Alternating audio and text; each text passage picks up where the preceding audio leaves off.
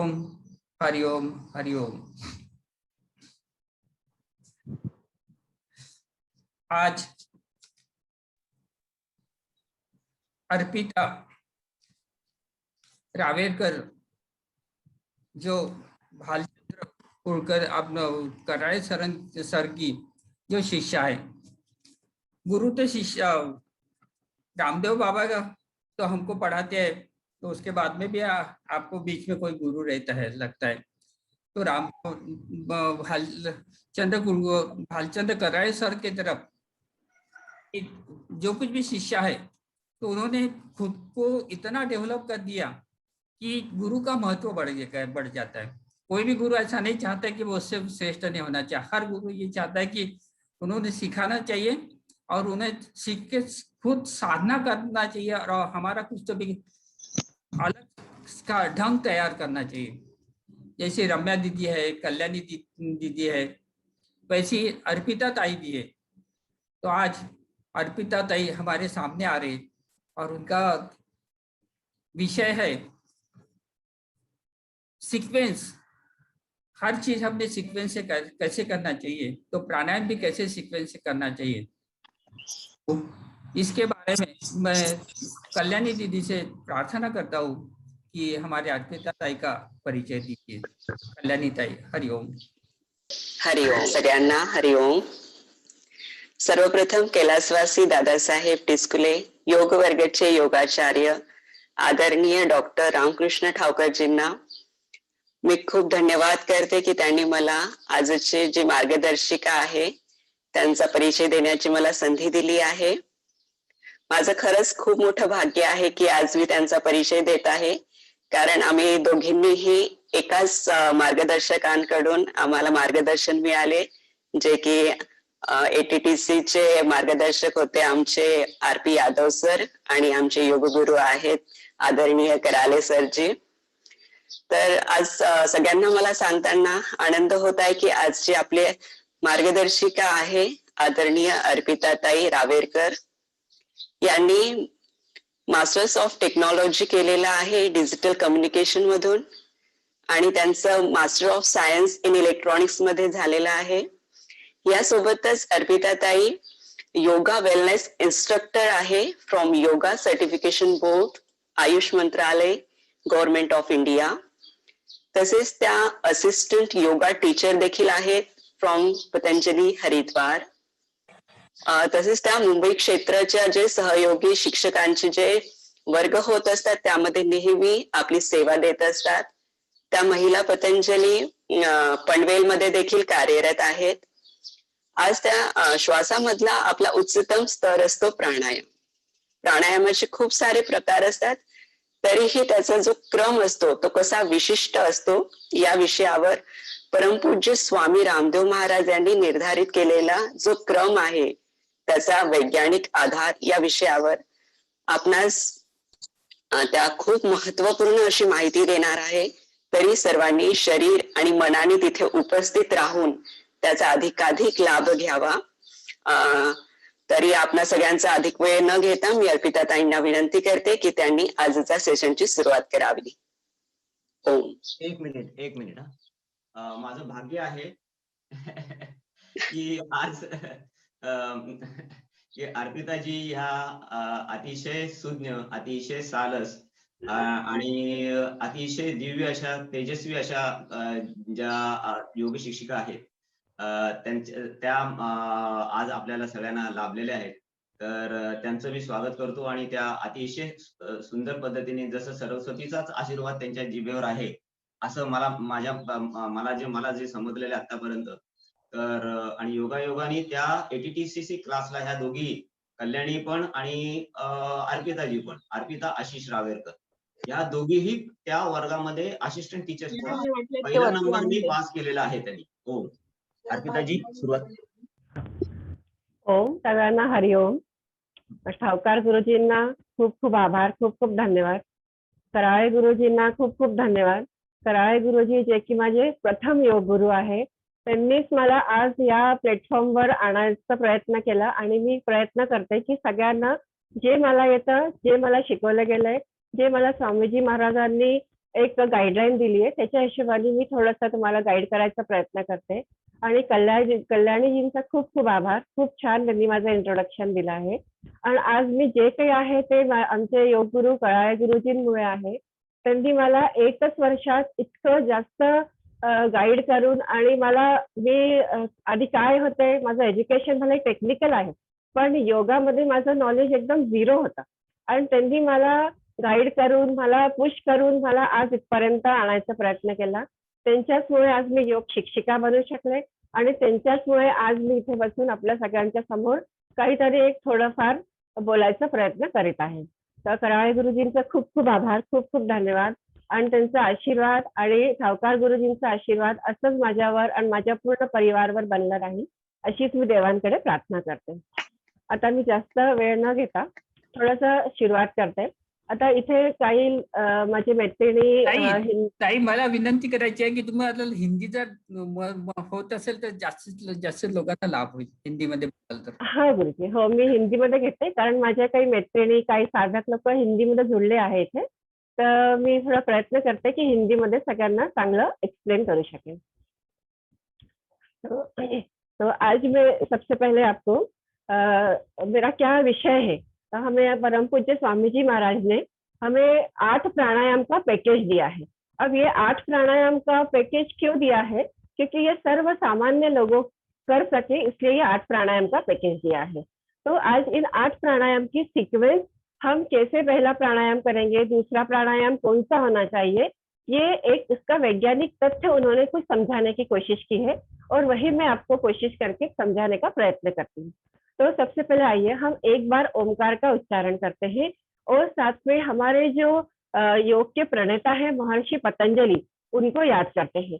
तो सभी अपना मेरुदंड सीधा रखते हुए, आंखों को सहजता से बंद करके, चेहरे पे स्मित हास्य, मन में कोई दूसरा विचार न लाते हुए एक बार ओमकार करेंगे और फिर महर्षि पतंजलि को याद करेंगे. लंबी गहरी श्वास लेना है.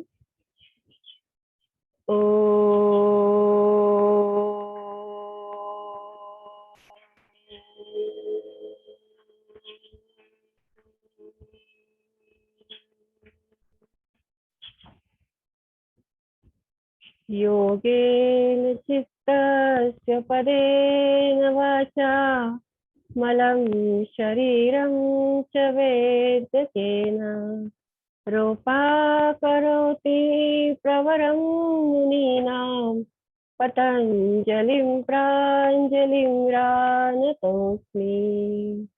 महर्षि पतंजलि को कोटि कोटि प्रणाम, जिन्होंने हमें आज योग के माध्यम से यहाँ पहुंचाया है और हम योग करने में सक्षम हैं.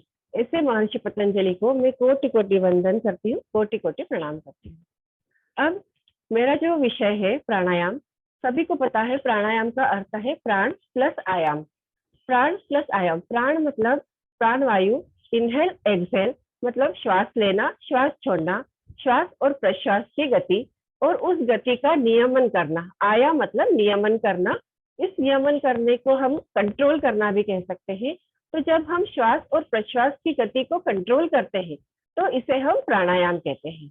अब महर्षि पतंजलि ने एक बहुत ही सुंदर सूत्र दिया है. इस सूत्र के माध्यम से उन्होंने क्या कहा है, तस्मिन् गति श्वास प्रश्वास योगर्ते विच्छेद प्राणायाम. मतलब जब हमारा आसन सिद्ध हो जाता है और जब हम अपनी श्वासों की गति को कंट्रोल कर लेते हैं, नियमन कर लेते हैं, तो हमारा प्राणायाम पूर्ण होता है. तो महर्षि पतंजलि ने इस योग सूत्र के माध्यम से हमें प्राणायाम की डेफिनेशन दी है. क्या कहते हैं महर्षि पतंजलि, कि आप आसन को सिद्ध करके अपने श्वास की गति को विच्छेद कर सकते हैं, मतलब उस श्वास की गति को कंट्रोल कर सकते हैं.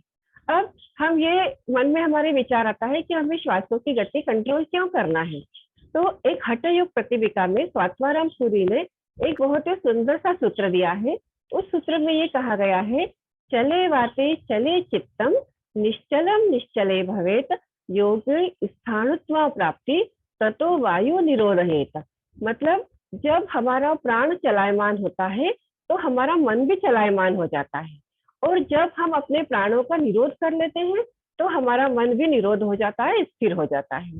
तो अगर हम अपने प्राणों को या अपनी वायु को या अपने श्वासों का नियमन कर लेते हैं, तो एक योगी और एक साधु या एक साधक क्या हो जाता है, स्थाणु हो जाता है।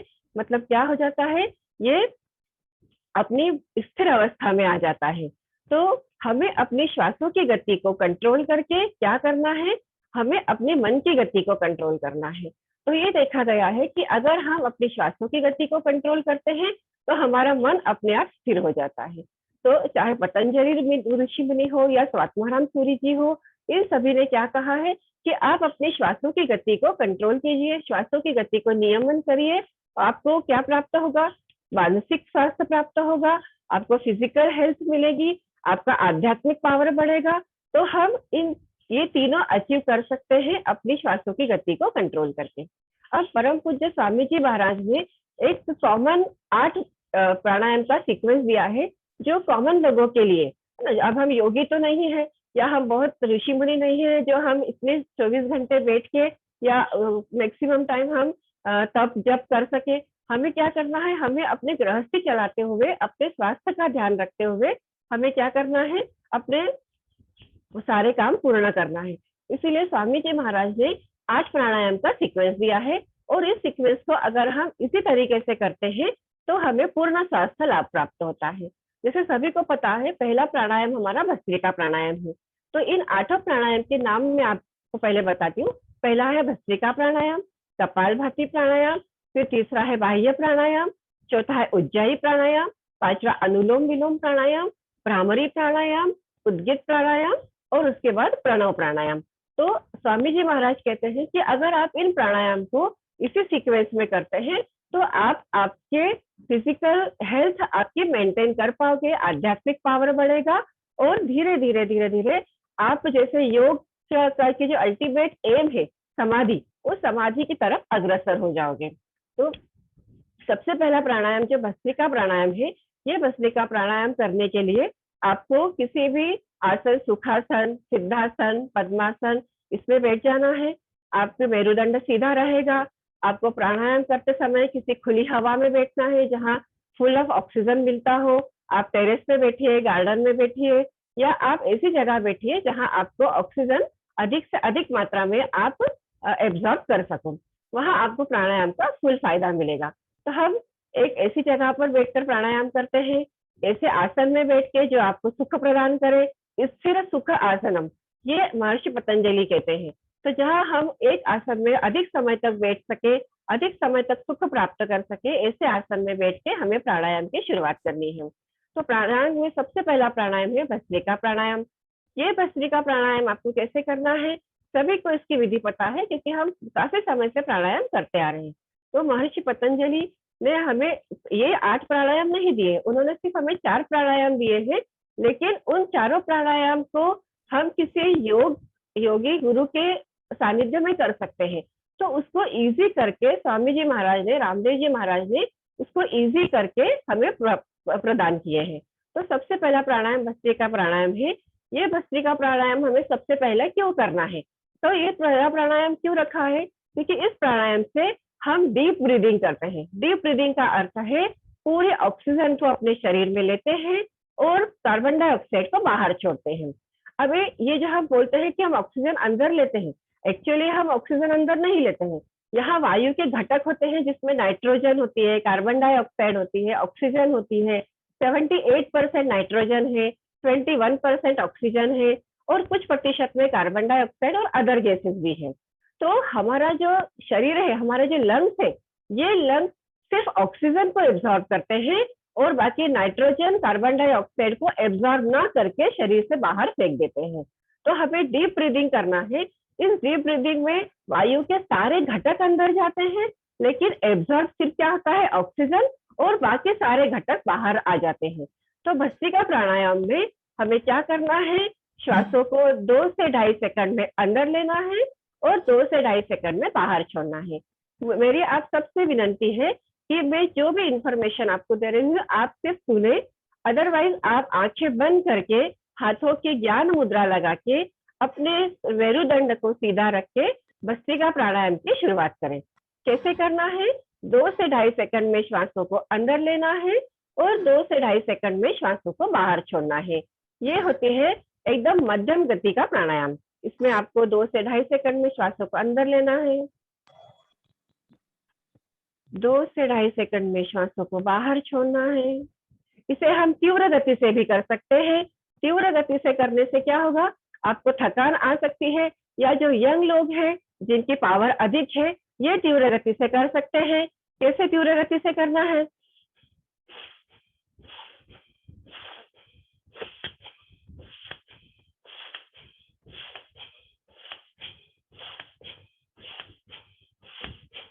तीव्र गति से भी इस प्राणायाम को कर सकते हैं।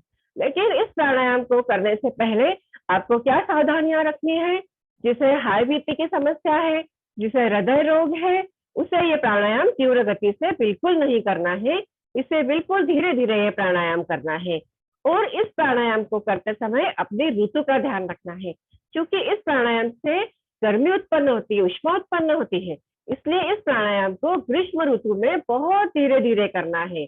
तो इस प्राणायाम को हम स्टार्ट करते हैं। कम से कम 5 मिनट का प्राणायाम ये रोज अवश्य करना है। अब क्योंकि हमें ना बहुत अधिक तीव्र गति से करना है, ना बहुत स्लो गति से करना है, इसे हम क्या करते हैं, 2 से 2.5 सेकंड में श्वासों को अंदर लेते हैं और 2 से 2.5 सेकंड में श्वासों को बाहर छोड़ते हैं। तो आप सभी ये प्राणायाम करते जाइए। और मैं आपको इसके पीछे क्या रहस्य है, हम क्यों पहला प्राणायाम भस्त्रिका रखते हैं, इसका कुछ कारण बताने का प्रयत्न करते हैं। अब हमें जो डीप ब्रीदिंग या भस्त्रिका प्राणायाम बोला गया है, ये भस्त्रिका प्राणायाम करने के पीछे क्या कारण है कि हम अपने वातावरण में से ऑक्सीजन को फुल एब्जॉर्ब कर सकें। अगर हम डीप ब्रीदिंग नहीं करते हैं तो हम सिर्फ 500 ml की ऑक्सीजन को ही अपने शरीर में एब्जॉर्ब कर पाते हैं। लेकिन अगर हम डीप ब्रीदिंग करते हैं, भस्त्रिका प्राणायाम करते हैं, तो हम 4500 ml तक की ऑक्सीजन को अपने शरीर में एब्जॉर्ब कर पाते हैं। क्यों? क्योंकि हमारे लंग्स की कैपेसिटी है उतनी कि हम 4500 से लेके 5000 ml तक का ऑक्सीजन एब्जॉर्ब कर सकते हैं। जबकि हम एब्जॉर्ब करने की कोशिश ही नहीं करते। तो हमें पहला प्राणायाम भस्त्रिका प्राणायाम से क्या करना है, फुल ऑफ ऑक्सीजन, जितना ऑक्सीजन हम अपने शरीर में ले सकते हैं ले लेना है। इसे हम कहते हैं भस्त्रिका प्राणायाम, जिसे हमें अपने लंग्स में फुल भर लेना है।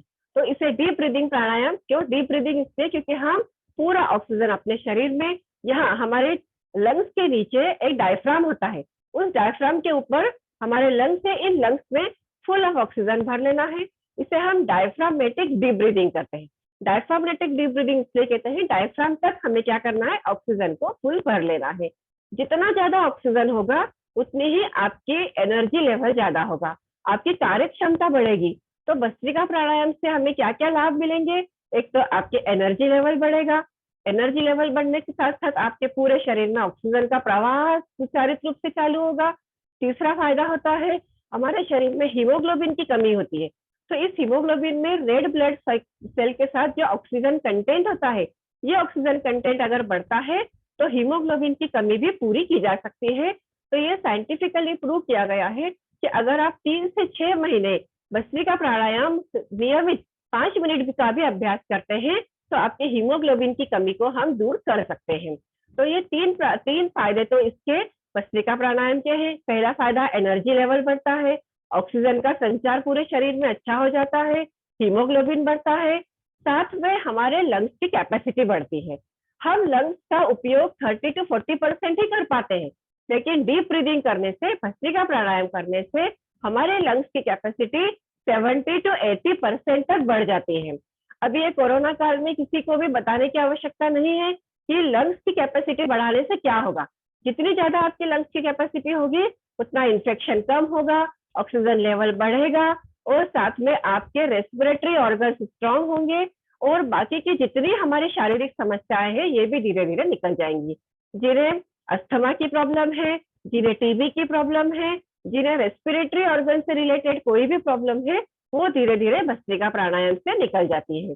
तो हमने पहला प्राणायाम जो किया, ये भस्त्रिका प्राणायाम किया। इससे हमने 2 से 2.5 सेकंड में श्वासों को अंदर लिया, 2 से 2.5 सेकंड में श्वासों को बाहर छोड़ा। तो 5 सेकंड में हमारा ये एक चक्र पूरा होता है। ऐसे ही हमें 5 मिनट तक ये प्राणायाम कंटिन्यू करना है। तो 5 मिनट में 20 बार हो जाएगा आपका प्राणायाम। 2 से 2.5 सेकंड में श्वासों को अंदर लेना है और 2 से 2.5 सेकंड में श्वासों को बाहर छोड़ना है। तो ये 5 मिनट का प्राणायाम हमने किया। इसके बाद स्वामी जी महाराज ने कपालभाति प्राणायाम रखा है। भस्त्रिका प्राणायाम के बाद जो तुरंत हमें बात करना है वो है कपालभाति प्राणायाम। अब कपालभाति, कपाल का अर्थ होता है मुखमंडल और भाति का अर्थ होता है उसे सुंदर बनाना। तो कपालभाति जो प्राणायाम है ये प्राणायाम की संजीवनी है। इसे संजीवनी क्यों कहा गया है प्राणायाम की? क्योंकि ये प्राणायाम हमें हमारे चेहरे को, हमारे मुखमंडल को एकदम तेज प्रदान करता है। तो अगर हमारा मुखमंडल तेजस्वी होगा तो कब होगा? जब हमें पूरी तरह से शारीरिक लाभ प्राप्त होगा। तो कपालभाति प्राणायाम किस तरह से करना है? जो जिस भी आप आसन में सुख से बैठ सको, सिद्धासन, सुखासन या पद्मासन, हाथों की हम अपान मुद्रा लगाते हैं। अपान मुद्रा कैसी होती है? बीच की 2 उंगलियों को अंगूठे से आपको टच करके अपने हाथों, अपने घुटने पे सहजता से रखना है और हमें ये प्राणायाम की शुरुआत करनी है। अब ये प्राणायाम किसे नहीं करना है ये सबसे पहले बताना आवश्यक है, क्योंकि ये जो प्राणायाम है ये प्राणायाम भी थोड़ी ऊष्मा प्रदान करता है, इसलिए इस प्राणायाम को धीरे धीरे करना है। गर्भवती महिलाओं को प्राणायाम नहीं करना है, जिन्हें पीरियड्स है उन्हें ये प्राणायाम नहीं करना है, जिन्हें हर्निया का ऑपरेशन हुआ है या जिन्हें किसी भी प्रकार का कोई पेट से संबंधित ऑपरेशन हुआ है, अल्सर है, उन्हें ये प्राणायाम नहीं करना है। तो ये जो प्राणायाम है किसे नहीं करना है ये बताया। बाकी सभी को ये प्राणायाम करना है। कपालभाति प्राणायाम को करने का क्या तरीका है? हमें 1 सेकंड में 1 स्ट्रोक देना है। हमें श्वासों को अंदर नहीं लेना है, श्वास अपने आप अंदर आती है, श्वासों को सिर्फ बाहर छोड़ना है। आपका जो इनहेलेशन होगा वो पैसिव होगा, एक्सहेलेशन क्या होगा? एक्टिव होगा। आपका पेट अंदर जाएगा और नाक में से सिर्फ श्वास बाहर आएगी। तो इस प्राणायाम को हम कम से कम 10 से 15 मिनट रोज करना है। 1 सेकंड में 1 स्ट्रोक देना है। तो आप सभी से अनुरोध है कि आप कपालभाति प्राणायाम शुरुआत करिए। हाथों की अपान मुद्रा लगाइए, मेरुदंड सीधा, आंखों को बंद करके मन ही मन अपने ओमकार का उच्चारण या अपने गुरु का स्मरण या आप जो भी आपके कुल देवता है उनका स्मरण करते हुए ये प्राणायाम कर सकते हैं। और इस प्राणायाम को करते समय ये संकल्पना करनी है कि मेरे शरीर के सारे टॉक्सिक जितने भी विषाक्त पदार्थ हैं ये सब बाहर निकल रहे हैं, मेरा शरीर पूरा ठीक हो रहा है, मेरे शरीर में कोई व्याधि नहीं है। इस प्रकार की संकल्पना करते हुए प्राणायाम करते हैं। तो आइए हम ये प्राणायाम की शुरुआत करते हैं। आपको सिर्फ एक्सहेल करना है, आंखें बंद करके।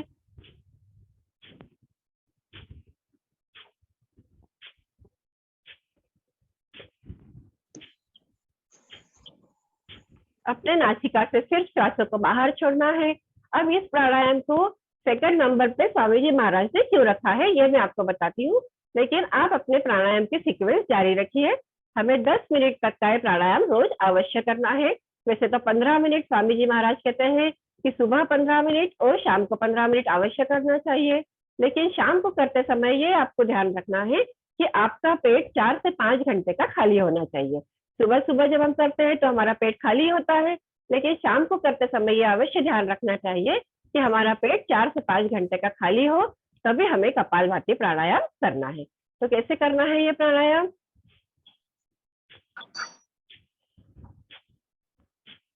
एक सेकंड में 1 स्ट्रोक, तो 1 मिनट में हमारे 60 स्ट्रोक हो जाते हैं।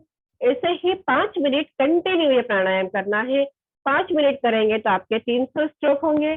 फिर 5 मिनट के बाद आपको थोड़ा सा ब्रेक लेके अपने शरीर को थोड़ा सा हिला के फिर से 5 मिनट का एक आवर्तन करना है, फिर से 5 मिनट का एक आवर्तन करना है। इसे 5-5 मिनट के 3 आवर्तन आपको करना है, मतलब 300, 300 और 300। ऐसे 300, 300 के 300 के 3 आवर्तन, मतलब कुल 900 स्ट्रोक हमें 15 मिनट में रोज अवश्य करना है। तो आपको इसका पूर्ण लाभ मिलेगा। तो हमें क्या करना है? इस तरह से प्राणायाम करना है। इसकी गति ज्यादा नहीं होना चाहिए। ये देखा गया है कि कुछ लोग बहुत जल्दी जल्दी प्राणायाम करते हैं, तो अगर हमने इसकी गति बहुत ज्यादा रखी तो बीपी हाई होने के, ब्लड प्रेशर हाई होने की समस्या आ सकती है। आपका ब्लड प्रेशर हाई हो सकता है। इसलिए हमें ये प्राणायाम 1 सेकंड में 1 स्ट्रोक, यही नॉर्मल गति स्वामी जी महाराज ने बताई है। अब इसको सेकंड नंबर पे इसलिए रखा गया है क्योंकि हमने भस्त्रिका प्राणायाम से पूरी फुल ऑफ ऑक्सीजन हमारे शरीर में ले ली थी। अब ये जो ऑक्सीजन हमारे शरीर में गई थी, इस ऑक्सीजन का पूर्ण उपयोग हमें करना है। मतलब हमें क्या करना है, एनर्जी क्रिएट करना है। अब एनर्जी कैसे क्रिएट होती है, जो खाना हम ग्लूकोज के फॉर्म में खाते हैं, ये खाना ऑक्सीजन के साथ बर्न होके हमें 3 बाय प्रोडक्ट देता है। एक देता है एनर्जी, दूसरा देता है वाटर और तीसरा देता है कार्बन डाइऑक्साइड।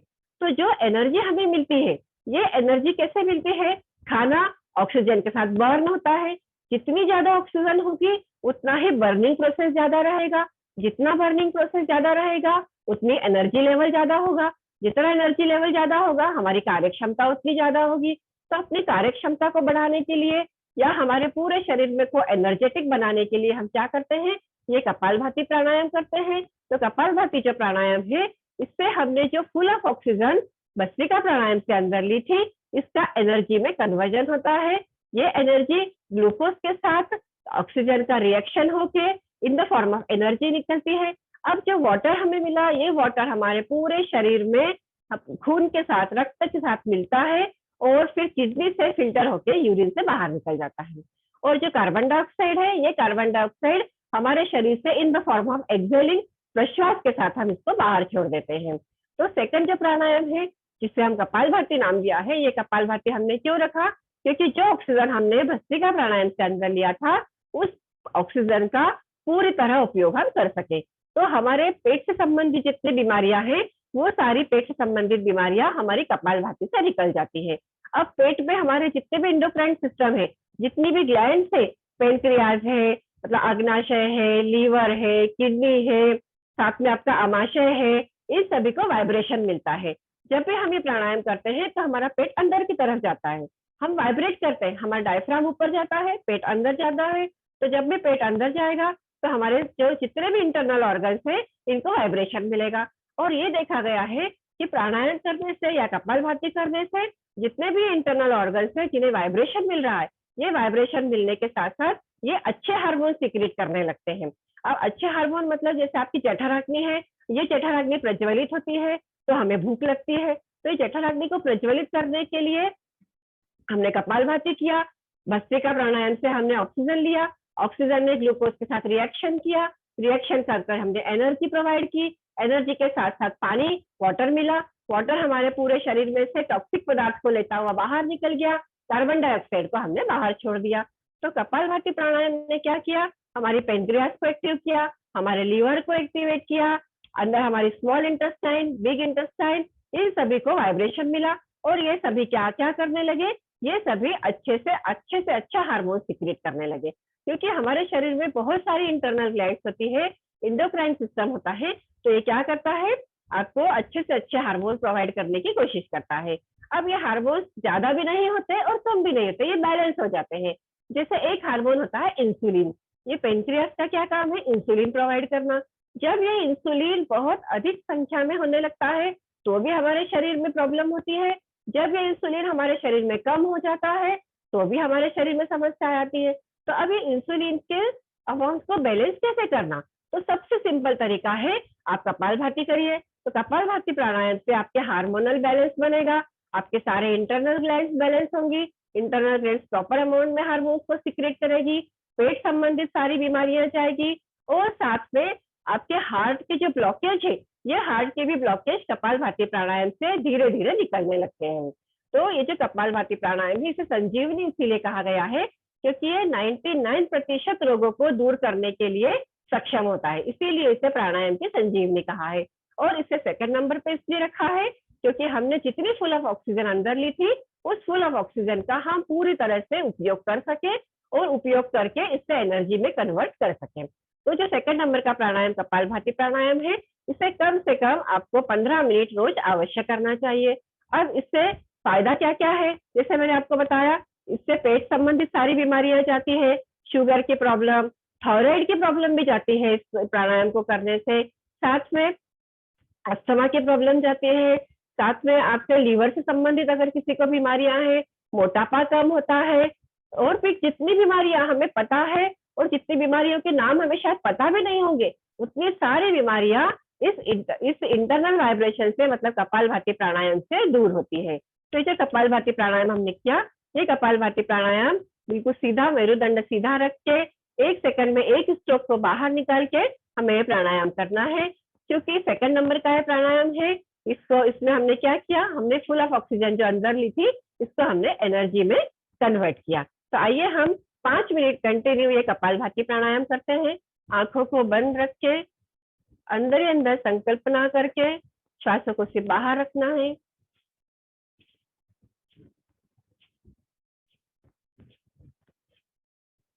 आप अपने गुरु का स्मरण कर सकते हैं, ओमकार का उच्चारण, ओमकार का मन ही मन जप कर सकते हैं।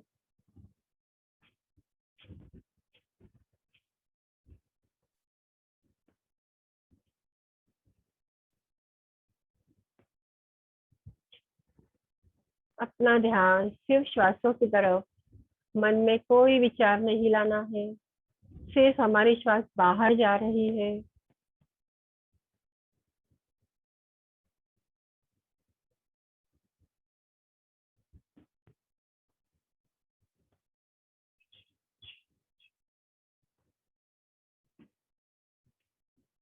अपने मन को स्थिर रखते हुए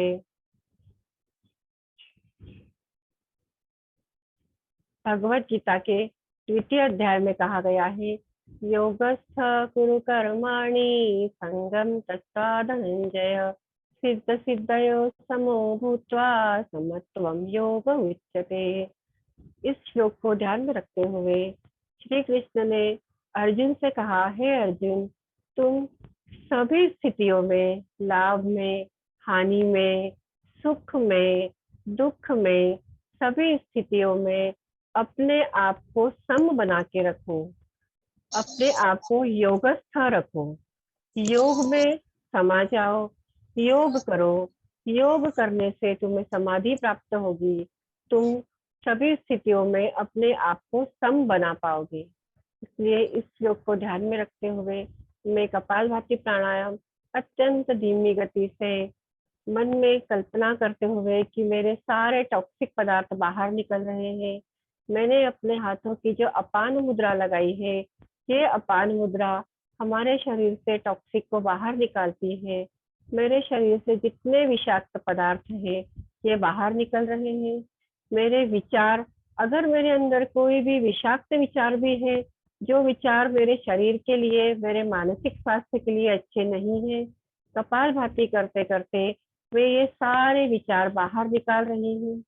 सारे ऐसे विचार जो मेरे समाज के लिए, मेरी सोसाइटी के लिए, मेरे देश के लिए, मेरे परिवार के लिए अच्छे नहीं है, ये सारे विचार मैं अपने मन में से धीरे धीरे बाहर निकाल रही हूँ। मैं अपना मानसिक लाभ प्राप्त कर रही हूँ। मेरे अंदर एक पॉजिटिव एनर्जी का संचार हो रहा है। यही संकल्पना करते हुए हम ये दूसरे प्राणायाम, कपालभाति प्राणायाम रोज 15 मिनट अवश्य करेंगे। ये संकल्प करेंगे कि हमें अपने खुद के लिए, अपने परिवार के लिए, अपने समाज के लिए, अपने देश के लिए अपने आप को स्ट्रॉन्ग बनाना है और ये कपालभाति प्राणायाम रोज 15 मिनट अवश्य करना है। इसके बाद हम देखते हैं तीसरे नंबर का प्राणायाम। तीसरा प्राणायाम है बाह्य प्राणायाम। ये बाह्य प्राणायाम में हम 3 बंध लगाते हैं। हमने जो एनर्जी कपालभाति प्राणायाम से उत्पन्न की थी, उस एनर्जी को हमें ऊर्ध्वगामी करना है, वर्टिकली अपवर्ड लाना है। तो इसे हमें अपवर्ड लाने के लिए हम ये बाह्य प्राणायाम करते हैं। बाह्य प्राणायाम में हम 3 बंध लगाते हैं। बंध आर नथिंग लॉक सिस्टम, ये लॉक होते हैं हमारे शरीर में। हम 3 बंध लगाते हैं। पहला बंध हमारा जालंधर बंध होता है, दूसरा उद्यान बंध होता है और तीसरा मूल बंध होता है। जालंधर बंध हम लगाते हैं, इसको हमारी ठोड़ी को छाती से लगाते हैं तो जालंधर बंध होता है। जब हम अपने पेट को पूरा अंदर लेते हैं तो ये उद्यान बंध होता है। जब अपने गुदा पोर्शन को ऊपर की तरफ खींचते हैं तो ये मूल बंध होता है।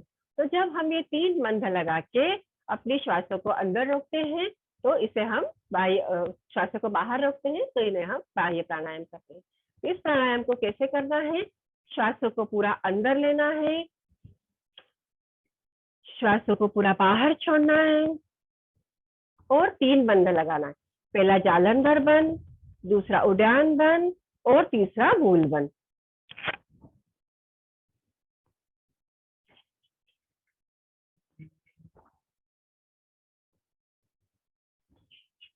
और श्वासों को बाहर रोकना है।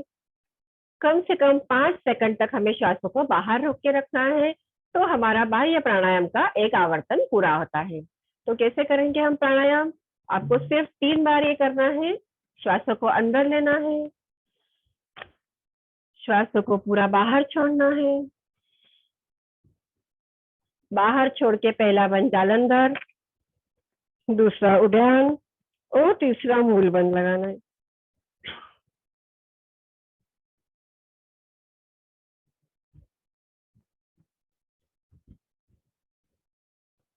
जैसे ही श्वास लेने की इच्छा हो, ये 3 बंद आपको छोड़ना है और धीरे धीरे अपनी नॉर्मल अवस्था में आना है।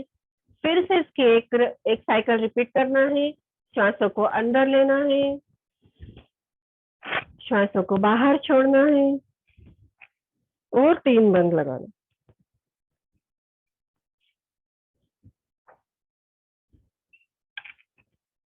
तीन से 5 सेकंड रुकने के बाद ये आपको बंदों को छोड़ देना है।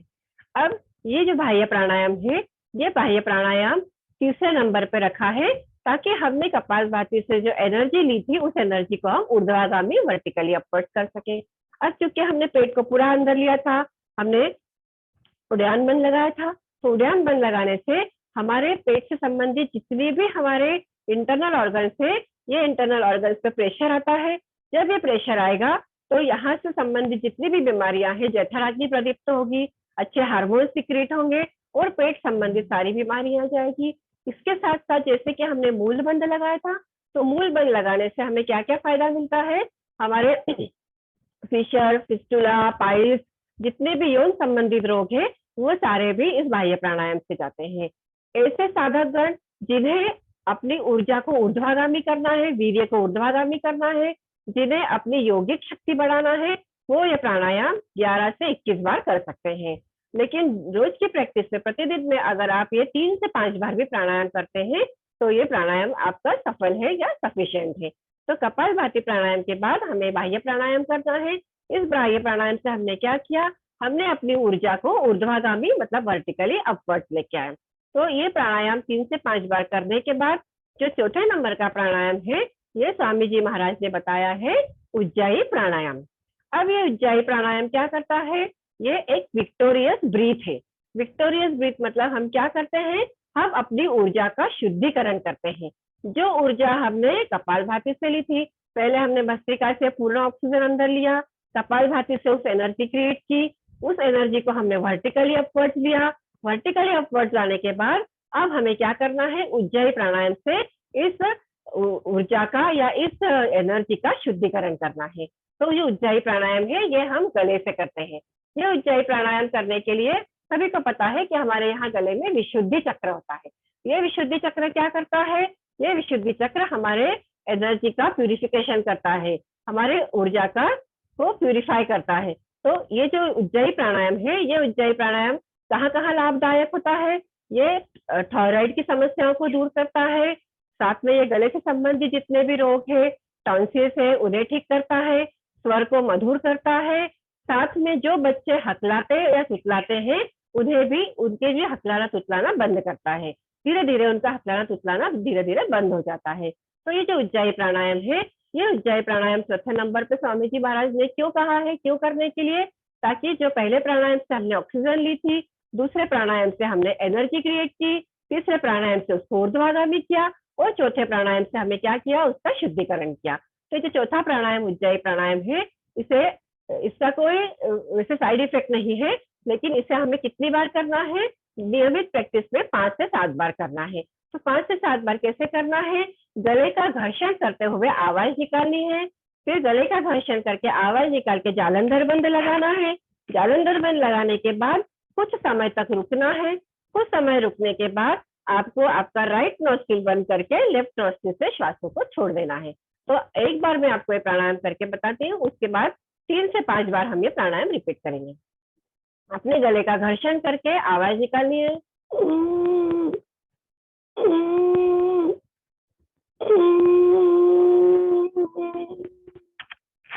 जालंधर बंद, कुछ समय रुकना है।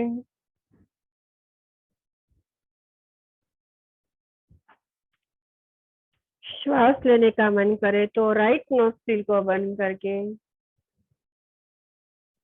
लेफ्ट नोस्ट्रिल से श्वासों को बाहर छोड़ते हैं। फिर से एक बार करते हैं।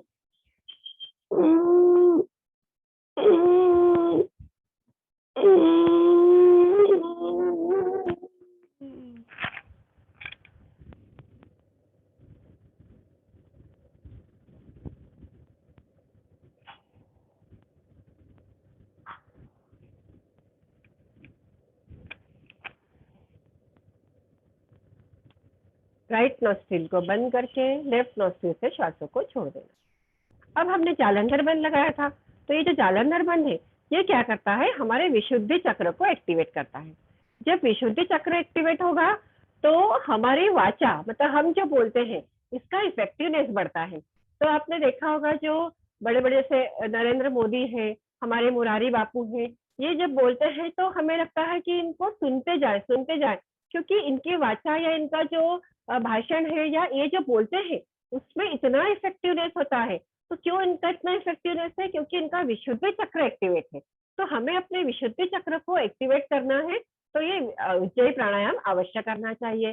थायराइड, जिन्हें हाइपोथायरॉइडिज्म है, हाइपोथायरॉइडिज्म मतलब जिसमें यहाँ हमारी थायराइड ग्लैंड होती है, ये थायराइड ग्लैंड क्या करती है, ये थायरोक्सिन हार्मोन सिक्रेट करती है। तो ये थायरोक्सिन हार्मोन हमारे शरीर में मेटाबॉलिज्म को कंट्रोल करता है, मतलब एनर्जी को क्रिएट करने में मदद करता है। तो जिन महिलाओं को या जिन पुरुषों को थायराइड की समस्या है, जिसे स्पेशली जिनको हाइपोथायरॉइडिज्म है, उनका शरीर फूल जाता है, मोटा हो जाता है, मोटापा बढ़ता जाता है।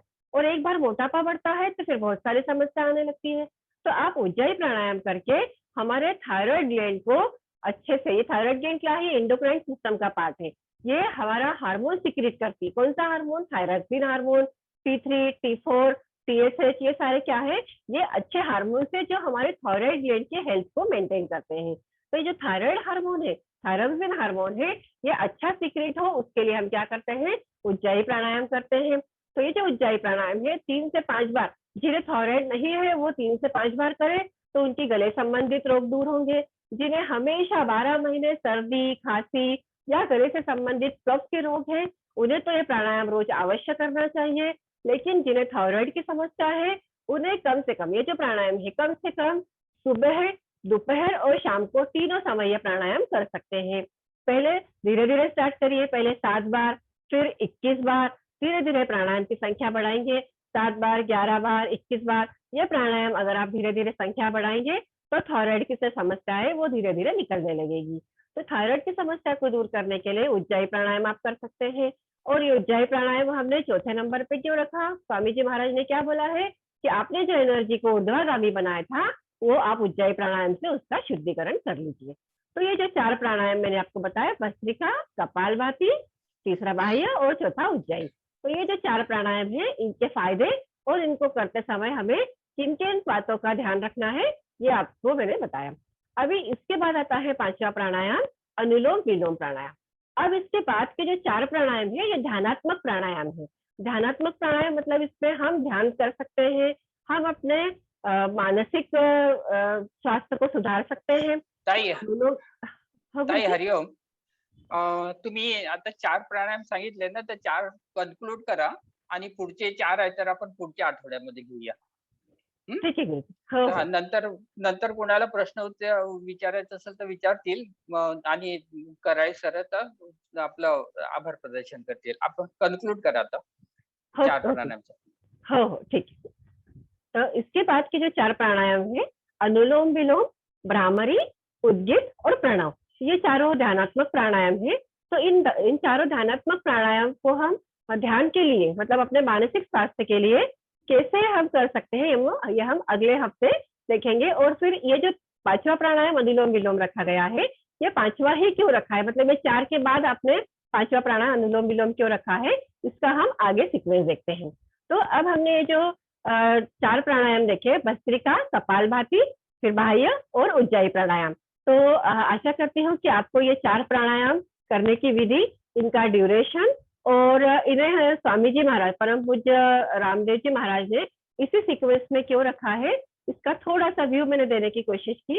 वैसे मेरा सब्जेक्ट टेक्निकल है, लेकिन मैं कोशिश करती हूँ कि ज्यादा से ज्यादा आप मतलब समझ के और आपको देने का प्रयत्न किया है। अगर कुछ गलती हो तो मैं क्षमा चाहती हूँ, क्षमा प्रार्थी हूँ। ओम गुरु। ओम, सभी को हरि ओम। और मुझे ठाकुर गुरुजी ने, मेरे गुरुजी ने बताया है कि आप आभार प्रदर्शन का काम करें। तो ये तो अपने ही क्या है, सदस्य का आभार सदस्य से मानना है, ये बहुत बढ़िया चीज है। क्योंकि अपने अपने लोगों की भी हम लोग पीठ थपथपाने चाहिए, तो उनका भी उत्साह बढ़ता है। जैसे कि हम लोग अपने मिसेस को यदि बहुत अच्छा खाना है या अच्छा बोलते हैं तो बहुत अच्छा होता है, उनको भी अच्छा लगता है। तो हर एक की अपने अपनी ये करना चाहिए, आभार होना चाहिए, उनको थैंक्स बोलना चाहिए। तो मैं तो पहले कैलाशवासी दादा साहेब टिचकुले वर्ग के ये जो योग वर्ग है, उनके सभी आयोजकों को मैं धन्यवाद कहता हूँ। और मेरे गुरुजी आदरणीय योगाचार्य डॉक्टर रामकृष्ण ठाकुर जी के चरण छू के मैं उनका आभार करता हूँ, क्योंकि वो हमेशा ये अपने फैमिली मेंबर्स को यहाँ पे ये अपने ये स्टेज के ऊपर ये परफॉर्म करने का जो संधि देते हैं, और इनको जो परफॉर्म करने का उनका जो नॉलेज है उसको आगे लोगों तक पहुंचाने का जो काम कर रहे हैं, उनके लिए सभी को धन्यवाद। और उससे भी ज्यादा मैं ये आभारी हूँ इसके लिए कि अर्पिता जी, इन्होंने वैज्ञानिक आधार, जो अर्पिता जी आशीष रावेरकर, ये बहुत ही सालस और बहुत ही अच्छी मैं लड़की बोलता हूँ उसको क्योंकि मेरी बेटी जैसी है। तो बहन बेटी कुछ भी बोलो, बहन भी है बेटी भी है, ऐसा भी बोल सकते हैं, क्योंकि एक ही गुरु के हम लोग ये है बाबा रामदेव जी, परम पूज्य स्वामी रामदेव जी को कोटि कोटि वंदन पहले तो करना है मुझे। तो वो बहुत ही उन्होंने बहुत अच्छे तरह से वाईसीबी बोलेगा तो सेकंड लेवल की है। वो दुनिया में कहाँ भी वो ये कर सकती हैं वाईसीबी। वो जो आयुष मंत्रालय की से वो जो इंस्ट्रक्टर की जो ट्रेनिंग है उनका एग्जाम पास करके वो सेकंड लेवल की पास करके किए हैं, तो वो कहाँ भी दुनिया में पास करके। और स्पेशली मैं ये बोलना चाहता हूँ कि ये जो योग वर्ग ने हमें जो आप संधि दी है उसके लिए, और अर्पिता जी ने जो वैज्ञानिक आधार, ये प्राणायाम के सीक्वेंस यानी श्वास का जो प्राणायाम का जो क्रम है, इसका वैज्ञानिक आधार बताने की कोशिश की। उसका ये कम समय होने के बाद में बहुत ज्यादा डिटेलिंग नहीं हुआ है, लेकिन वो आगे जाके करते रहेगी और आगे जाके उसकी सावधानियां और ये सब कुछ बताते जाएगी। और ये जरूर है, और वैज्ञानिक आधार इंपॉर्टेंट था सबसे, क्योंकि आज का उनका सब्जेक्ट था वैज्ञानिक आधार, ये क्रम का वैज्ञानिक आधार क्या है और प्राणायाम का वैज्ञानिक। उन्होंने जो सूत्र बताया है पतंजलि योग सूत्र, और ये गीता का जो एक श्लोक बताया, वो बहुत ही बढ़िया इंफॉर्मेटिव था। कि इसके लिए मैं उनका बहुत धन्यवाद करता हूँ। और वो ऐसे ही आते रहे, लोगों को सिखाते रहे। और कैसा है, गुरु बोलता है कि आप मेरे सर के ऊपर पैर रख के आगे चला जा, वहां मत रुक, तो आगे चला। गुरुजी में हमारे गुरुजी बोलते हैं, ठाकुर गुरुजी बोलते हैं, आगे चलो आगे चलो तुम।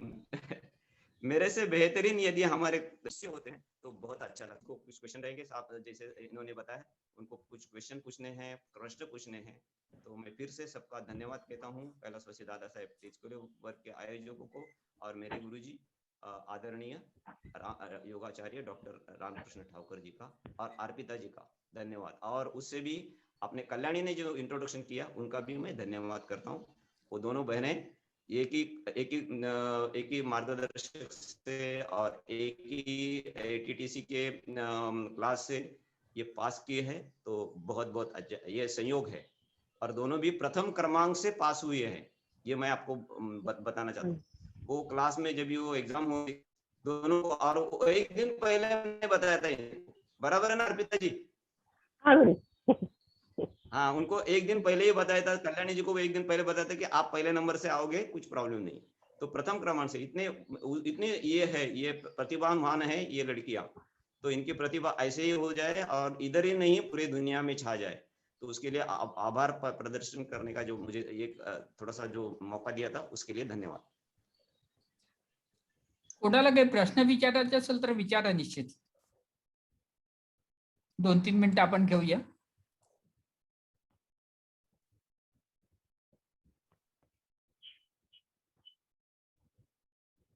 प्रश्न विचारायचे कोणाला?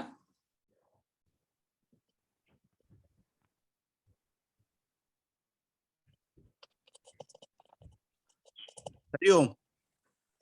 शेवटला जो प्राणायाम सांगितला त्याला मूलबंध वगैरे लावायचे आहेत का?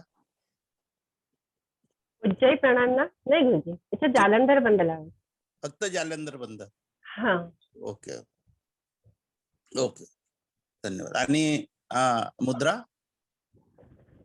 मुद्राच्यात असं स्पेसिफिक नाही काही सांगितले. आपण ज्ञान मुद्राही लावू शकतो. हा हा, चालेल. थोडं करून दाखवता का एक डेमॉन्स्ट्रेशन शेवटचं उज्जयी? हो उज्जयी, हो हो.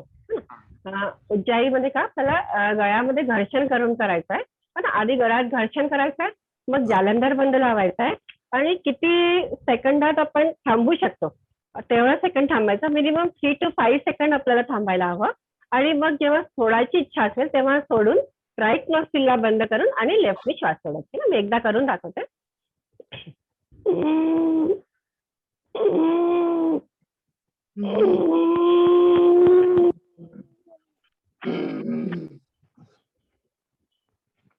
हे 3 वेळा करायचं का? हो 3 वेळा करायचं. 3 वेळा. काही म्हणजे लोक एकदा मध्ये पण करतात. आपण हे कसं आपण जर जसं 2दा हळूहळू केलं तर तिसरी श्वास देते ना ही वरपर्यंत चांगली जाते. जसं मी पहिल्यांदाच केलं.